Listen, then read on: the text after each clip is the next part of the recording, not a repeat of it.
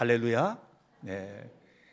오늘 우리 2부 예배 참석하신 현대교회 공동체 성도 여러분 모두에게 하나님의 은혜가 가득하시기를 축복합니다. 산상수훈의 말씀은 예수님의 설교인데, 예수님의 이 기나긴 설교, 이제 오늘은 사실 마무리입니다.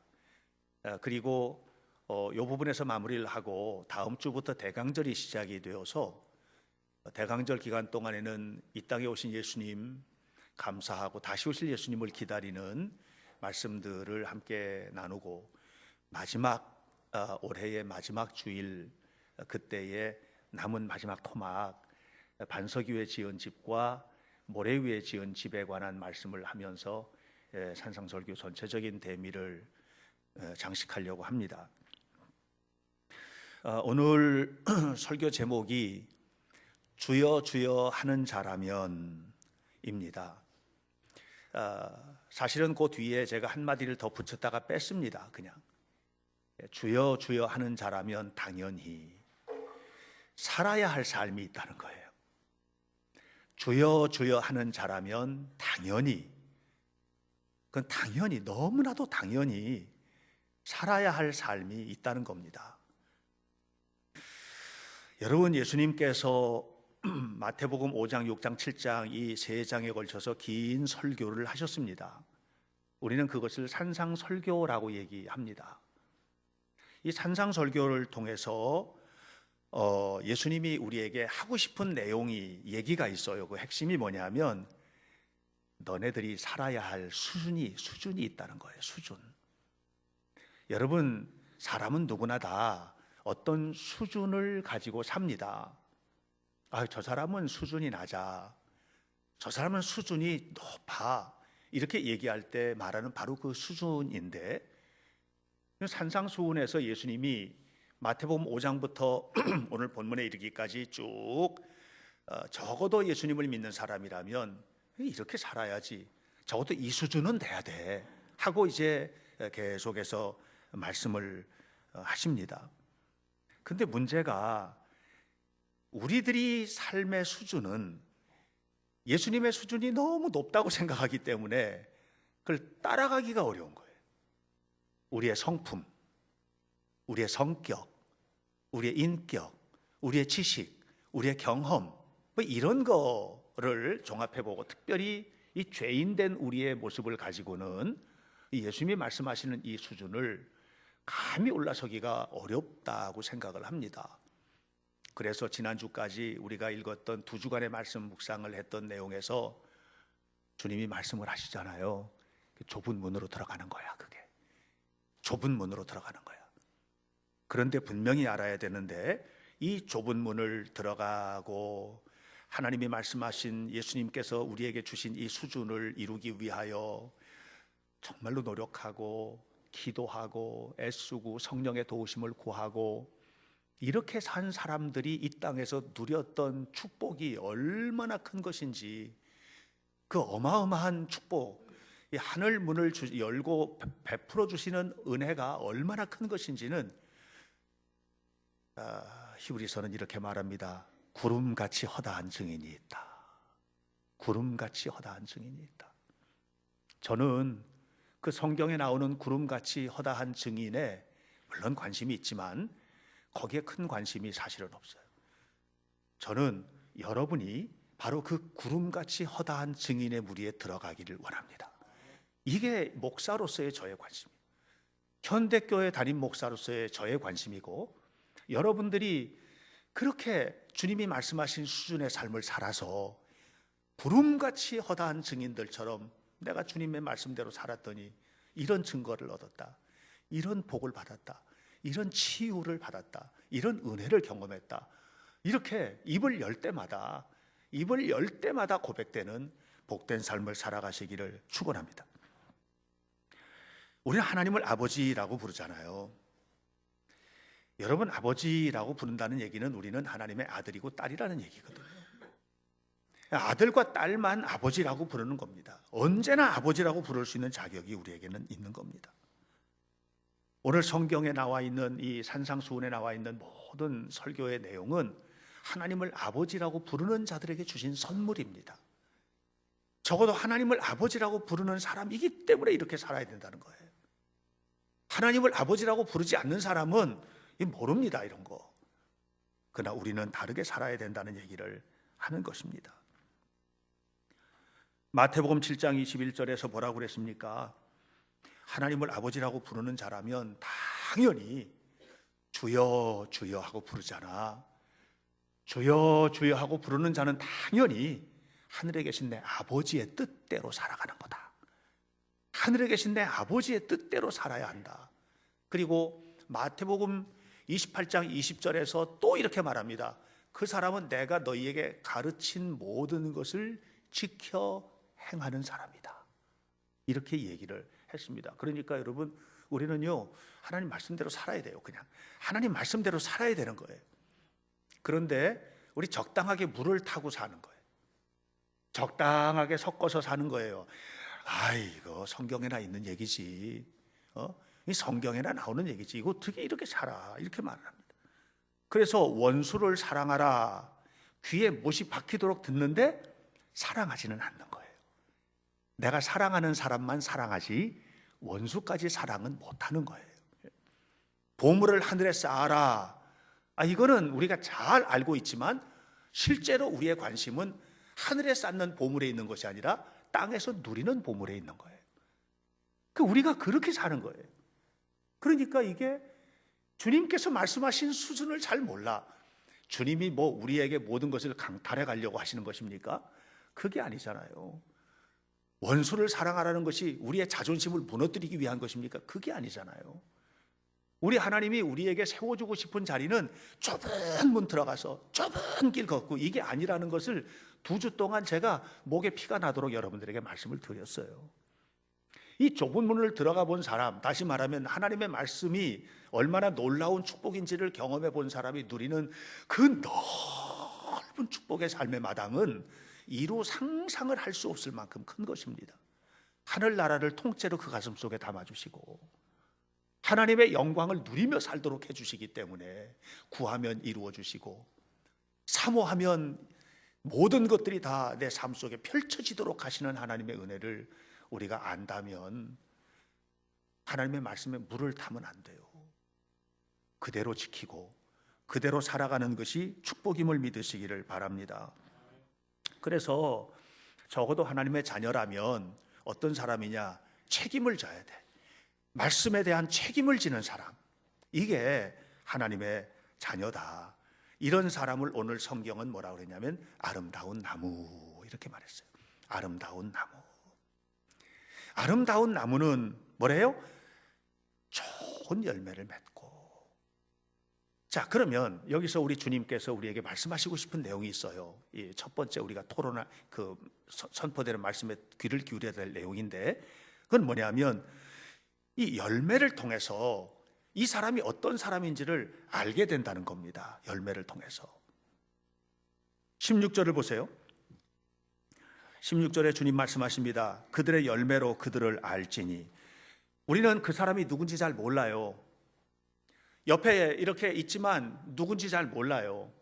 그런데 그 사람이 누군지를 어떻게 알게 되느냐? 열매를 통해서 알게 된다는 거예요. 열매를 통해서. 17절에 보니까 좋은 나무는 아름다운 열매를 맺고, 그러니까 아름다운 열매를 맺으면 그걸 보고 이건 좋은 나무로구나.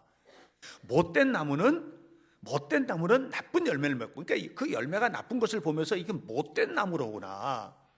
이렇게 알게 된다는 것입니다. 여러분, 우리가 신앙생활을 시작을 합니다. 세상에 있던 사람이 신앙생활을 시작을 하는 것은 마치 무엇과 같으냐면 묘목 한 그루를, 세상에 있던 나무를 떠서 교회에다가 이게 어린 나무로 심어 놓은 거예요. 그러니까 처음 우리가 교회 나왔을 때는요, 아무것도 몰라요. 그냥 어린 묘목과 같은 존재로 우리가 하나님 앞에 나이를 상관없이 우리는 아주 어린 묘목과 같이 하나님 앞에 심어진 거예요.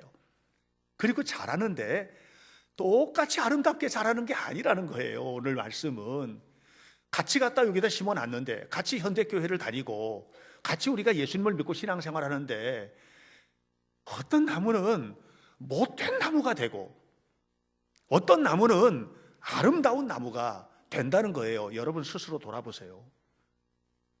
그런데 알고 보면 자기는 잘 몰라.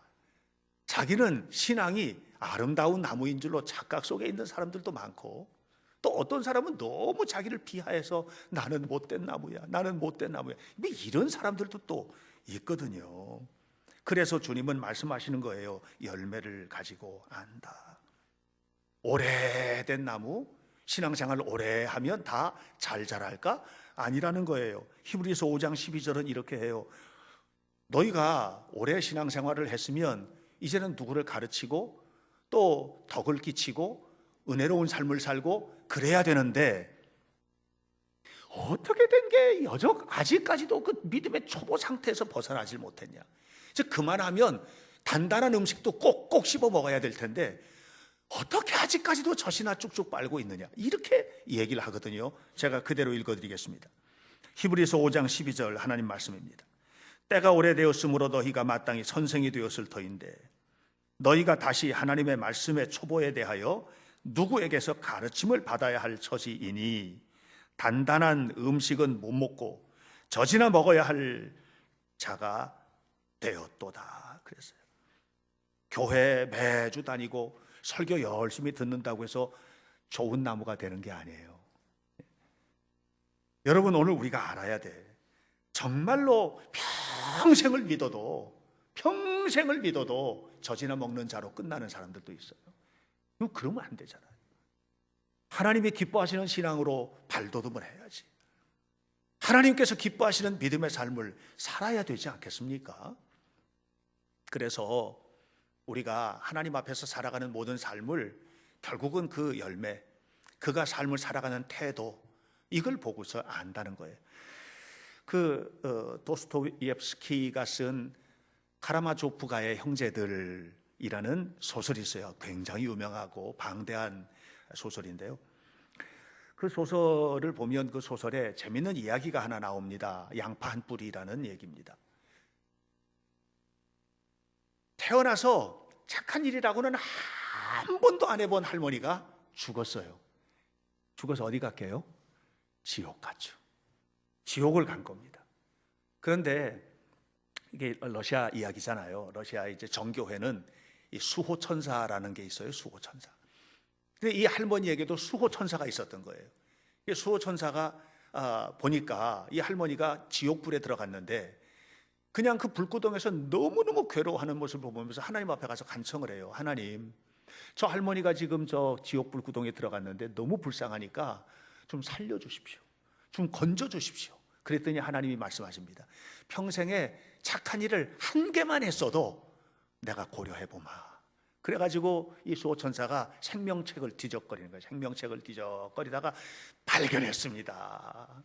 뭘 발견했냐 하면 어느 날 이 할머니가 자기 밭에서 이렇게 양파밭에서 밭을 하는데 가난한 사람이 지나가면서 배를 고파하니까 양파 한 뿌리, 그 맛있는 것도 좀 주면 좋을 텐데 양파 한 뿌리 캐가지고 이거나 먹으라고 줬던 게 딱 기록되어 있는 거예요. 그래서 하나님을 찾아가서 말합니다. 이 할머니가 양파 한 뿌리에 선행을 했습니다. 그랬더니 하나님께서 말씀하신 거예요.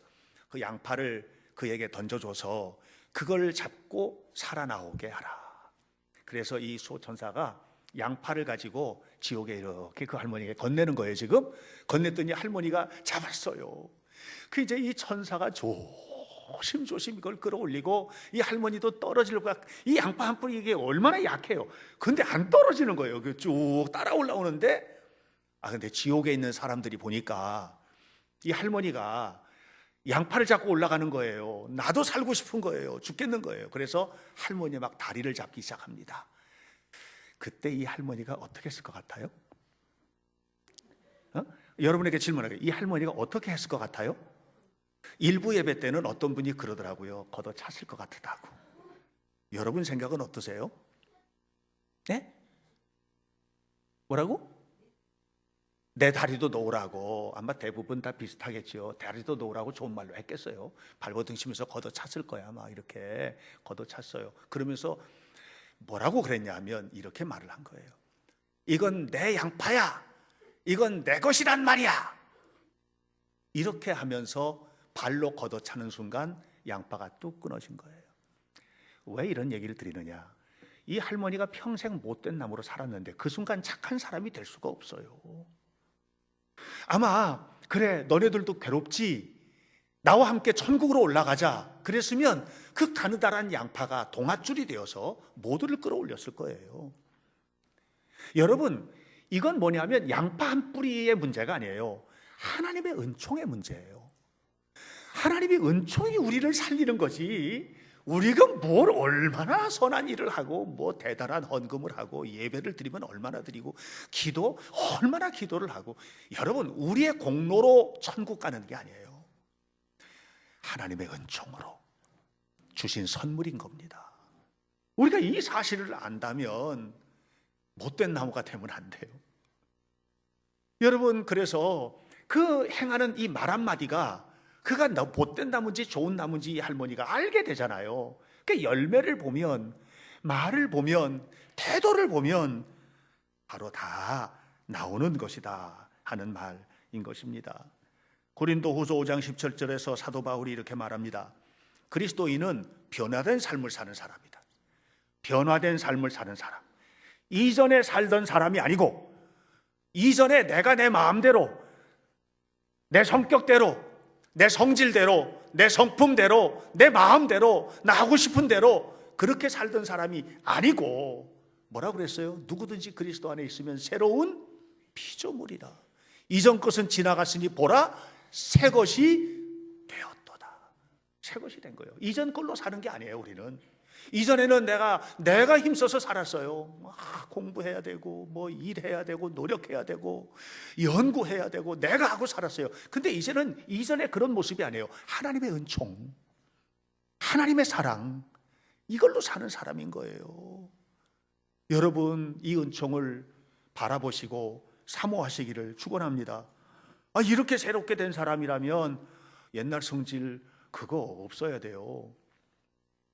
옛날 성품 그렇게 살면 안 되는 거예요. 우리는, 제가 서론에 그랬잖아요. 주님께서 우리에게는요 수준을 높이라는 거예요. 산상설교는요 우리들의 수준에 관한 이야기예요. 수준이 높아지면 어떻게 되는 줄 아세요? 수준이 높아지면요 만나는 사람의 수준도 달라지고요, 누리는 일도 달라지고요, 축복의 수준도 달라지고요, 다 달라져. 결국은 우리가 주님의 은총 앞에 서는 순간, 다시 말하면 그것이 좁은 문이라고 생각하는데 좁은 문이 아니고 그것이야말로 축복의 문인데, 그 문으로 딱 들어서는 그 순간, 여러분 오늘 우리의 삶에는 어마어마한 영광들이 나타나게 됨을 믿으시기를 축원합니다. 결국은 그리스도인들의 삶에 맺혀지는 열매, 이 열매를 맺고 살아야 돼. 좋은 열매를 맺고 살아야 되는데, 그러면 이 열매는 뭐지? 뭘 어떻게 하라는 거야? 그것은 뭐냐 하면 신앙이 생활이 되게 하라는 거예요. 신앙이 생활이 되게 하라. 네가 믿는 그것이 그대로 삶 속에 드러나게 하라. 네가 읽은 그 말씀이 삶으로 나타나게 하라. 너 자신이 성경책 되게 하라. 너의 모습을 보고 사람들이 그래, 주님은 저런 모습으로 우리에게 요구하시는 거야, 이렇게 알게 하라. 이것이 바로 열매입니다. 여러분, 좋은 나무가 좋은 열매 맺는 거 당연하지, 그죠? 좋은 나무인데 어떻게 나쁜 열매를 맺어요? 좋은 나무는요 내버려둬도 좋은 열매 맺는 거예요. 이건 뭐 여러분들이 아멘 하건 안 하건 상관없어요. 그냥 그런 거예요. 그게 자연의 이치예요. 그렇다면 이 자연의 이치를 영적으로 끌어와 봐요. 좋은 신앙인은 좋은 생활을 하게 돼 있어요. 좋은 신앙인은 말씀이 삶 속에 드러나는 삶을 살 수밖에 없어요. 이거는 어쩔 수가 없어요. 왜? 그냥 사라지는 거예요. 이게 억지로 노력하는 게 아니고 그냥 사라지는 거예요. 그냥 사라지는 거예요. 말이 억지로 내가 좋은 말 해야 되겠다 결심해서 나오는 게 아니라 그냥 말이 나와지는 거예요. 눈빛이 좋은 눈빛을 해야 되겠다, 이게 아니고 그냥 눈빛이 보여지는 거예요. 따뜻한 손길이 내밀어지는 거예요. 이게 좋은 열매인 겁니다. 그래서 여러분, 주일날 만나는 교인과 월요일날 세상에서 만나는 교인이 다르면 안 되다, 이 얘기예요. 이런 이중성, 주님은 그것을 절대로 싫어하십니다. 이것을 바리새주의라고 합니다. 바리새주의, 이중성, 교회에서 다르고 가정에서 다루고. 어떤 장로님이 계셨는데 시골 교회, 이 장로님이 그 부인 권사님이 교회를 안 나와가지고 목사님이 걱정이 돼서 장로님에게 물었대요. 장로님, 오늘 왜 권사님이 교회를 못 나오셨습니까? 많이 아픕니다. 그 많이 아프다니까 목사님이 어떻게 해야 돼요? 신방을 가야죠. 아프시다는데, 그것도 장로 부인이 아프시다니까. 그래서 신방을, 예배 끝나고 난 다음에 급하게 신방을 갔는데, 어떻게 문을 딱 열고 들어갔더니 옛날 집은 다 수도가가 있어요. 수도가. 이 수도가를 아시는 분은 연세 드신 분, 잘 모르시고 싱크대만 아시는 분은 젊은 사람들. 예. 수도가가 있는데, 수도가에서 그냥 뭐 이불 빨래를 뭐 하면서, 아니 권사님 뭐 아프시다더니, 그랬더니 누가요? 나 안 아파요. 그래서 장로님이 아프시다고 그래서 신방 왔어요. 그랬더니 아예 안 아파요. 근데 왜 안 오셨어요? 목사님, 예수님을 믿으면 천국 가죠. 그럼 예수 믿으면 천국 가지. 그래서 저는요 교회 안 나가기로 했어요. 왜? 우리 남편 장로가 예수님을 잘 믿어서 천국 갈 거 아니에요. 나는 그 인간 가는 데는 천국이라도 가기 싫어요. 여러분 생각해 보세요. 이게 교회에서는 너무 은혜스러운 장로님인데 집에 가면 너무 사악한 남편인 거야. 이렇게 해가지고 이런 이중성. 교회 와서는 너무 은혜스러운데 직장에 가면은 저런 상사 밑에서 이런 사람이 되는 거야. 이게 너무너무 은혜스럽게 뭐 교회 일은 열심히 하는데 직장에 가면은 쟤 때문에 내가 미치겠어. 일을 저따위로 해. 부하 직원이라고 저런 게 나한테 와가지고 이렇게 해가지고 이걸 어떻게 좋은 열매라고 할 수 있겠는가 말하는 것입니다. 말씀은 원리고 신앙은 생활인 겁니다. 그렇다면 여러분, 우리가 분명히 알아야 돼요. 주일의 신앙과 월요일의 생활이 같아야 되죠. 교회에서 신앙과 가정에서의 생활이 같아야죠. 직장에서 생활이 같아야 되지 않겠습니까? 이게 열매죠. 이게 열매입니다. 뭐 열매를 맺는다고 해가지고 무슨 뭐 수천만 원씩 11조 드리고 이 얘기를 하는 게 아니에요. 오늘 우리에게는 수준, 예수님께서 말씀하시는 신앙인의 수준, 적어도 집사라면, 권사라면, 장로라면, 목사라면 주님께서 기대하시는 수준이 있거든. 수준. 그 수준을 좀 보여다오. 그게 열매라는 것입니다. 말씀에 대한 순종이 없는 믿음은 참 믿음이 아니라는 얘기를 야고보서에서는 끊임없이 얘기합니다. 야고보서 2장 14절에서 이렇게 말합니다. 내 형제들아, 만일 사람이 믿음이 있노라고 하면서도 행함이 없으면 그게 무슨 유익이 있겠냐? 그게 무슨 믿음이냐? 그러면서 뒤에 충격적인 얘기를 해요. 그 믿음이 그를 구원하겠느냐? 그 믿음이 그를 구원하겠느냐? 여러분 충격적으로 받으셔야 되는데 너무 밋밋하게 받으시는 것 같아요. 이 엄청난 충격이에요. 야고보 3장 3절에 우리가 말들의 입을 재갈 물리는 것처럼, 말들의 입, 그 따그닥따그닥 하면서 뛰는 입에 재갈을 물리는 것처럼 너의 입에도 재갈을 물려라. 이렇게 얘기를 해요. 여러분, 은혜를 받고 이걸로 다 퍼내는 사람들이 얼마나 많은지 몰라요. 따뜻한 말만 하세요. 좋은 말만 하세요. 그게 믿음의 수준이지. 나쁜 말은 자기에게 하세요. 자기에게. 박 목사, 너 왜 그딴 식으로 믿어? 네가 목사야? 이렇게 자기에게 말하세요. 장로가 그래가지고, 권사가 그래가지고. 이런 말은 그건 주님 앞에, 심판대 앞에서 우리가 받을 말이에요. 자기 자신에게 엄격하세요. 누구에게 무슨 말을 한단 말입니까? 말씀에 대한 순종이 없는 믿음은 믿음이 아닌 겁니다. 김관선 목사라고 하는 분이 쓴 리셋, 다시 정리한다, 리셋이라는 그 책에 보면 재미난 이런 얘기 나옵니다. 사탄은 우리가 교회에서 열심히 봉사하는 것을 절대로 방해하지 않습니다. 사탄은요, 우리가 열심히 봉사하는 걸 절대로 방해하지 않는데 오히려 교회생활 열심히 해라 부추긴다는 거예요. 그런데 주님을 보지 않고 열심히 교회 일을 하는 사람은 언젠가는 시험에 빠지게 돼 있고, 시험에 빠지게 돼 있으면 사탄이 부추기지 않아도 저절로 등을 돌리고 교회 일에서, 예배에서, 교회에서, 신앙에서 등을 돌려버리고 만다. 사탄의 자식이 저절로 된다는 거예요. 그러니까 주님을 바라보지 않고 일하는 거, 사람 바라보고 일하는 거는요, 사탄이 기뻐하는 일이에요. 이거는요, 그리스도인의 수준이 아니에요. 거룩한 생활이 아닌 거예요. 주님만 바라보고 하나님 앞에 살아가는 거, 그것이 참된 신앙생활인 겁니다. 데니스 레인이라고 하는 유명한 목사님 계십니다. 우리나라의 책도 많이 소개가 되었어요. 그분이 한국 교회를 평가하면서 내렸던 얘기가 정말 가슴을 때립니다.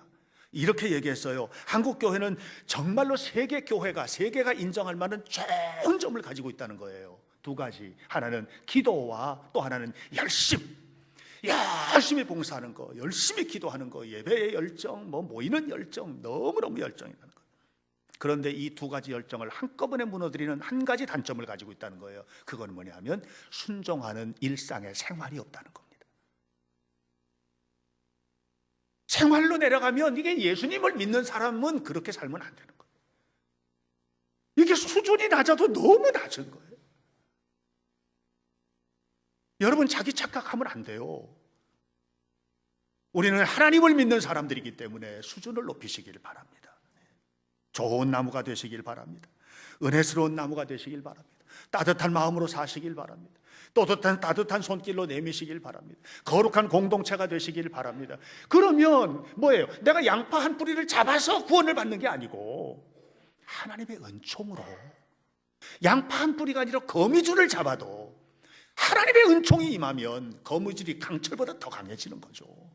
우리를 넉넉히 구원하고 우리를 넉넉히 고치고 우리 삶을 넉넉히 승리하게 하고 부요하게 하고 복되게 하고 길을 열어주시는 은혜로운 삶을 누리게 될 줄로 믿습니다.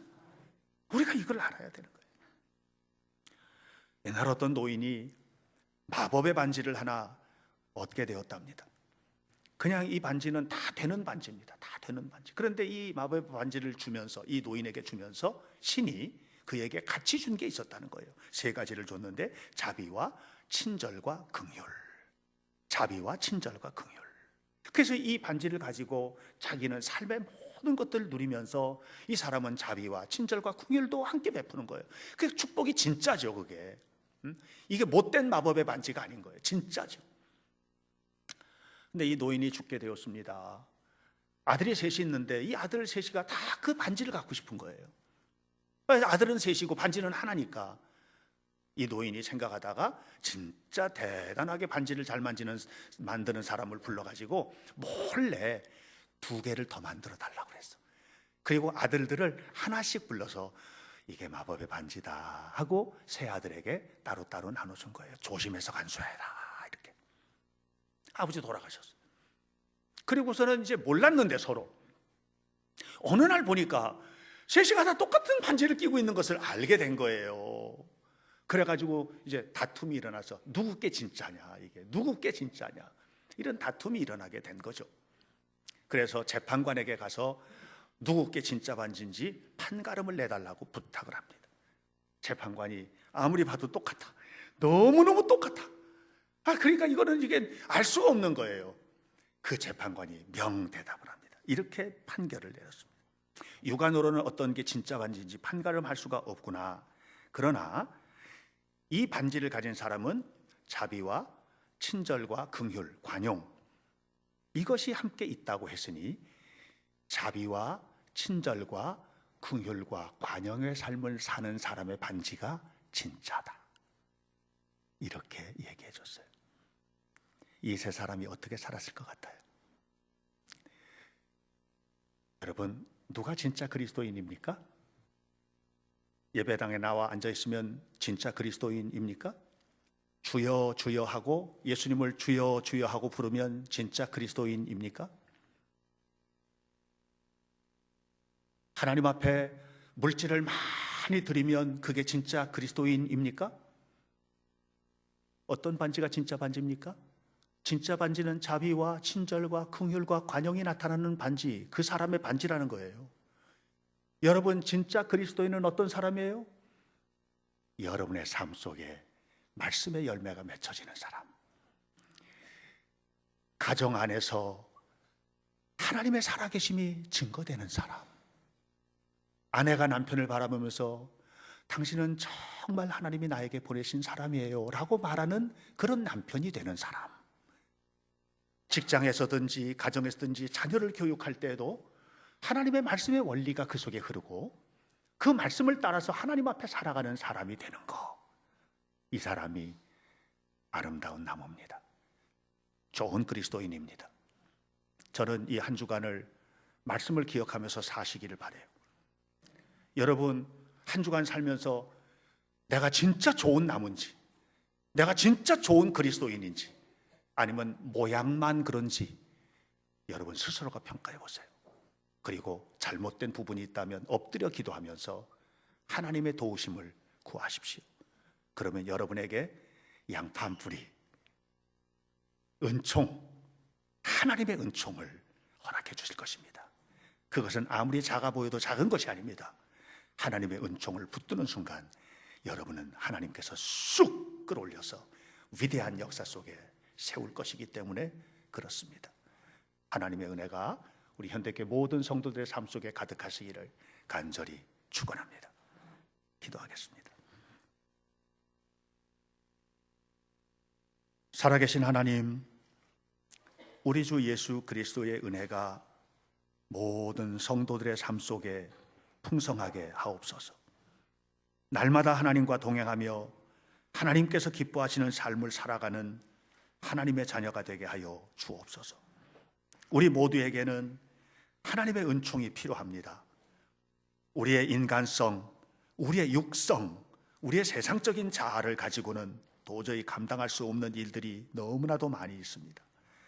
하나님의 은총, 그 은총으로 붙들고 살아서 주님께서 기뻐하시는 삶의 수준을 갖게 도와주시고, 이를 통해서 이 땅 위에 하나님의 나라, 우리 현대교회를 거룩한 천국으로 만드는 성도들이 되게 하옵소서.